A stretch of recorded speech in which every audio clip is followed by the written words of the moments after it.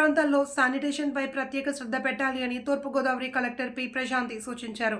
ఈ రోజు ఆమె నిడదవోలులో ఏర్పాటు చేసిన ఆటోమేటిక్ వాతావరణ కేంద్రాన్ని పరిశీలించారు.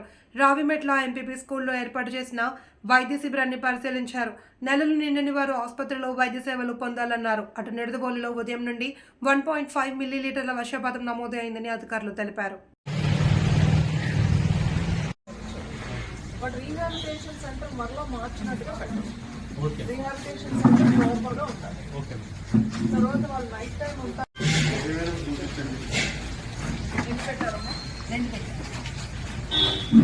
మామూలు ఫ్రిడ్జ్ ఉంటుంది కదా మేడం, కరెంట్ అది ఇబ్బంది వస్తుంది. రెండేసి అవసరమైతే ఎవ్రీడే అటెండెన్స్ రిజిస్టర్ మెయింటైన్ చేసి ఆ అటెండెన్స్ అనేది డిస్ట్రిక్ట్ కమాండ్ కంట్రోల్ రూమ్ పంపించాలి. ఎంతమంది వచ్చారు అనేది పెట్టుకోవాలి. స్వీపర్ పంచాయతీ కూడా ఒకసారి రండి అమ్మా.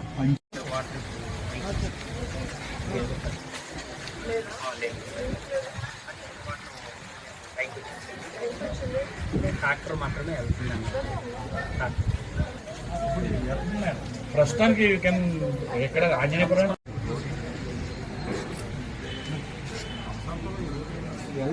ఛాన్స్ లేదు.